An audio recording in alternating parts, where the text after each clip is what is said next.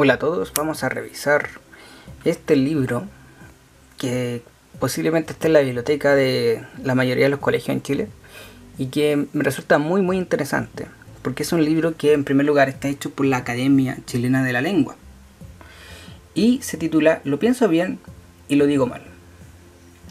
Entonces el texto de esto es de acuerdo notas idiomáticas para el correcto uso del idioma, de acuerdo con las nuevas normas ortográficas, gramaticales y léxicas de las academias.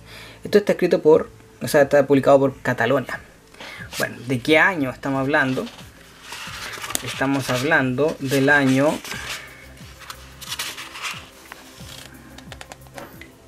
diciembre del 2013, es decir, hace 12 años atrás.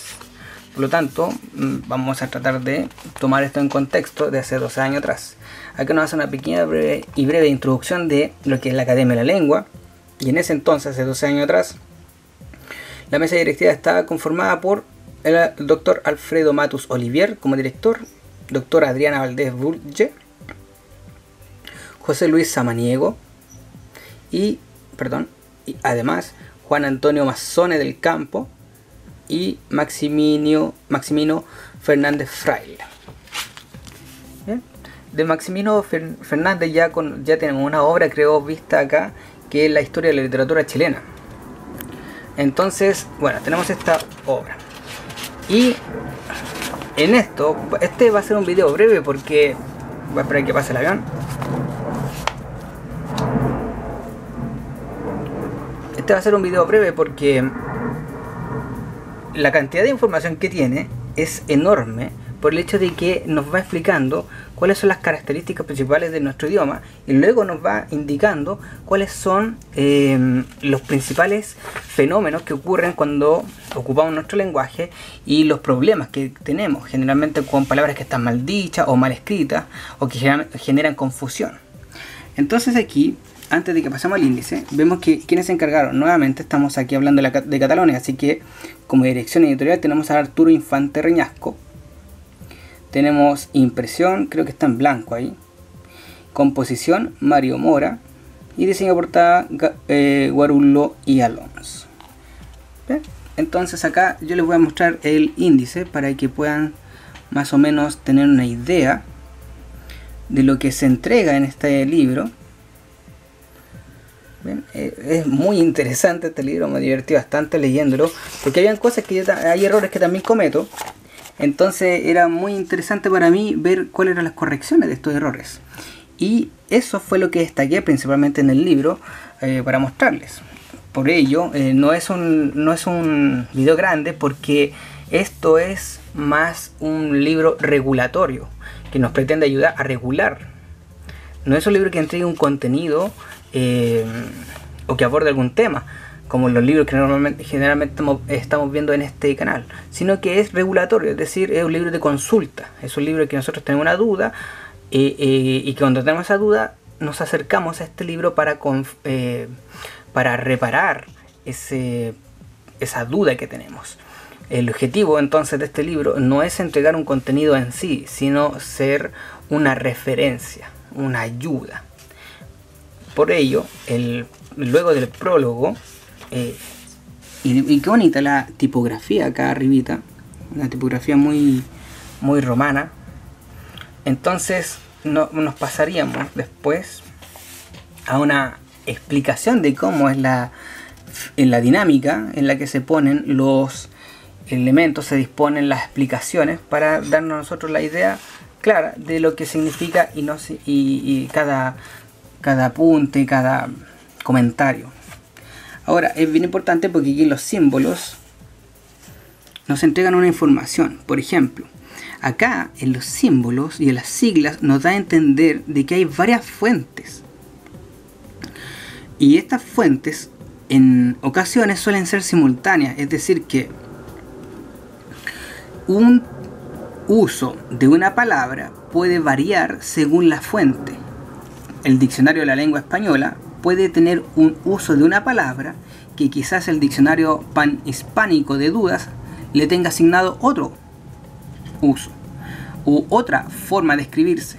Por ello, acá nos deja en claro cuál es la fuente de la información, de dónde está sacando la información del uso de una palabra o de la forma en que se escribe. Así nos queda claro a nosotros que, claro, esto se refiere a que esto se ocupa en Latinoamérica solamente, o que esto viene desde la misma España. Por ello mismo es importante que nosotros tengamos en consideración estas siglas. Fíjese que también hay uno que dice Diccionario de Uso del Español de Chile, ahí el DUECH. Entonces también hay que considerar que el uso en Chile de algunas palabras puede variar con respecto a las que se ocupan en España. Y hay varios ejemplos que causan chistes obscenos generalmente, pero aquí esa es la situación. Entonces acá nosotros después el libro nos va presentando algunas palabras, conjugación, etc. Pero a mí me gusta mucho que aquí se centraron en las principales dudas. La primera parte del libro nos va entregando las principales dudas que le han llegado a la página web de la Real Academia, de la Academia de la Lengua Española, de la Academia Chilena de la Lengua. Entonces, una de ellas es la de satisfacería. Y ahí ponen el ejemplo. Él me aseguró que le satisfacería mucho recibir esa invitación. ¿Ya? Y nos dan la fuente donde se dijo comunicación oral, cuando normalmente están conversando. Entonces dicen, el empleo de satisfacería, y ahí dice una X, fíjense, que no se ocupa, es decir, no se ocupa la palabra satisfacería. Ilustrado en el texto, es un ejemplo de la confusión en que incurren usuarios de nuestra lengua al asimilar el uso de algunas formas de satisfacer con verbos como parecer o carecer. El verbo satisfacer, en la mayoría de sus formas, se conjuga del mismo modo que hacer. En consecuencia, la forma que corresponde al ejemplo de es satisfaría, como haría, como desharía, satisfaría. Otras formas en que satisfacer debe seguir la conjugación de hacer son satisfaré y satisfice, como hice o deshice. Entonces es interesante porque nos van poniendo gente que cita errores o mal uso de las palabras. Aquí, por ejemplo, ¿por qué partiste sin avisarme? Partiste. Y acá nos explican cuál debería ser el uso que debería tener. Está bien decir si fuere cierto, lo sabría. El fuere, por ejemplo. Fuere es una forma de futuro subjuntivo tiempo verbal que casi no se usa en la actualidad. Solamente algunos textos jurídicos utilizan este tiempo para indicar un tipo de posibilidad.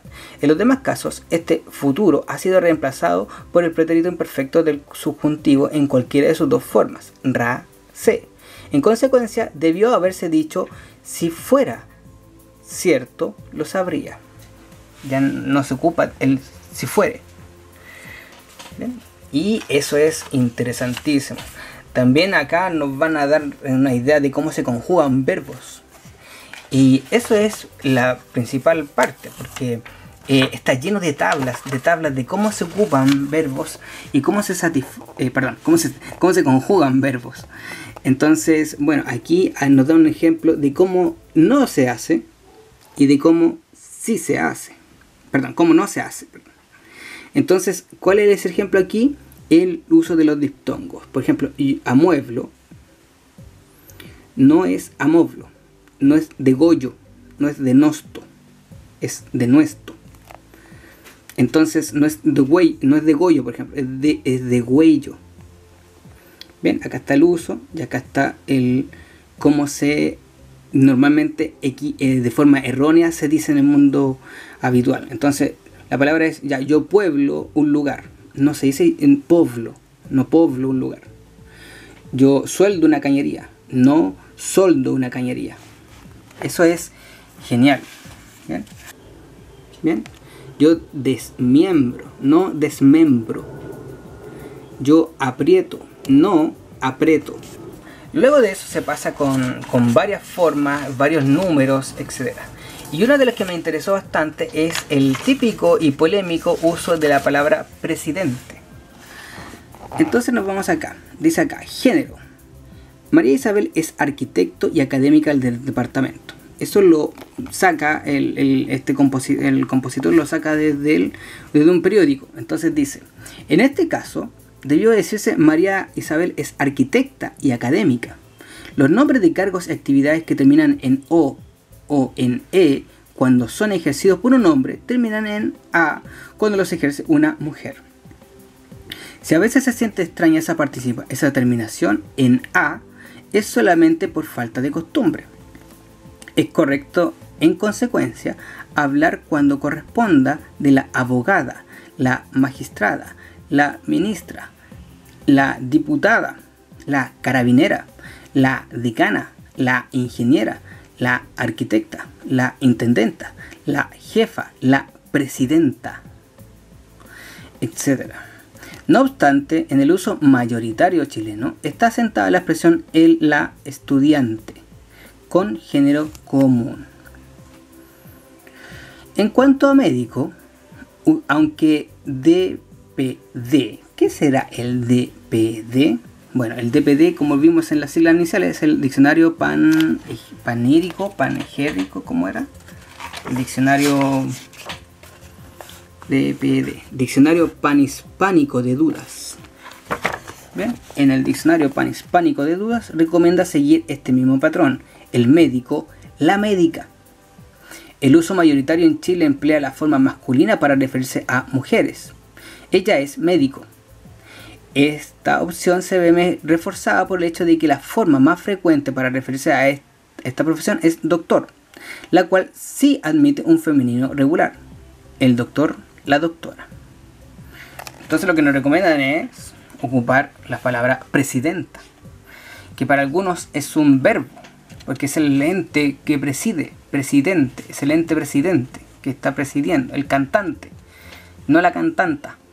Pero es una polémica, sobre todo cuando están en discusiones de género con posturas más o menos de derecha, que no quieren como ser partícipes de esta diversidad de la lengua que se ha dado en los últimos tiempos con el aumento del progresismo. Bueno, vamos avanzando en este libro, y yo lo estoy grabando casi todo por el hecho de que se entienda de que no es un libro que entrega contenido, sino que es un libro referencial. Entonces tenemos muchos casos, muchas tablas. Es un libro espectacular, debieses tenerlo cada casa y por lo menos echarle una leída de 2 o 3 páginas, hacerle una leída de 2 o 3 páginas para poder tener una idea clara de cómo funciona nuestro idioma y mejorar así la comunicación. Otra parte importante del libro es cuando comienza a abordar los neologismos. Por ejemplo, adherir, agendar, asumir, álgido, todas estas palabras que no son tan cercanas al originario español. Y después de pasar a los neologismos, nos explica también cuáles son los errores que generalmente se ocupan con los neologismos. Entonces es muy bueno este libro. Yo creo que es uno de los pocos libros que no voy a regalar, no voy a entregar, no voy a ofrecer nada por el estilo, porque me parece fundamental dentro de la biblioteca de cualquier casa. Es uno de estos libros que va a estar en el estante, no guardado, no escondido, no reservado, sino que va a estar arriba del estante para llegar, sacarse y preguntarse. Porque puede ser que para algunas personas ya sea esto demasiado sibarita o ciútico, que quiera presumir, pero o elitista incluso, arribista. Pero no, creo que es una buena forma de resolver dudas que generalmente a uno lo atormentan. Satisfacer, ¿cómo se dice satisfacer? ¿Cómo se conjuga satisfacer? Yo creo que es una duda que tiene casi toda la gente en Chile. Satisfacería, satisfacer, satisfaría, ahora sabemos, lo del presidente. Ya, ahora, otra parte interesante también es el origen latino y evolución de parentesco de algunas palabras en español. Entonces, lo increíble, el divertido, por ejemplo, es de, yo destaqué aquí los principales. bacilo, báculo, imbécil. Dice, bacilos llamó la ciencia médica a algunas bacterias y para esta denominación tomó prestada del latín la palabra bacillum, que significa bastoncito, diminutivo de baculum, bastón. Pues tal es el aspecto del microorganismo que el microorganismo tiene. De la voz latina baculum proviene también, además, báculo, nuestro imbécil, que originalmente en su forma latina, imbécilis, significa débil, literalmente sin bastón, y se aplica a algunas plantas que, como las vides, no se sostienen sin el sostén de rodrigones o varas de apoyo. Posteriormente, todavía en el mismo latín, la palabra se comenzó a usar con el valor de débil mental, único sentido que terminó conservando en español. O sea, una planta, hay plantas que no pueden crecer si no tienen un báculo, un palito para ponerse alrededor. Entonces, si uno las deja así tal cual, o puede morir o ser vulnerable al ataque de ratones o insectos. Entonces necesitan este báculo. No pueden sobrevivir sin este báculo. Y por lo tanto, si no tienen el báculo, son débiles. Son plantas débiles. Y por lo tanto, sin báculo es débil. Imbécil significa sin báculo, débil. Y después quedó como débil mental. Es divertido esto. Chao. Chao. Chao. Es una palabra usada en Italia para saludarse y en América Latina bajo la forma ciao, para despedirse. Ambas derivan de la voz italiana schiavo, esclavo, empleada, como expresión de cortesía, con el sentido de servidor de usted. Es lo mismo que ocurre con la palabra latina servus, esclavo, que en Alemania se usa a veces para despedirse cortésmente. Así como, es loco, voy a leerlo de nuevo. Ambas derivan de la voz italiana ciao, ciao, esclavo, empleada, como expresión de cortesía, con el sentido de servidor de usted. O sea, se despide aquí un servidor de usted, un esclavo, ciao.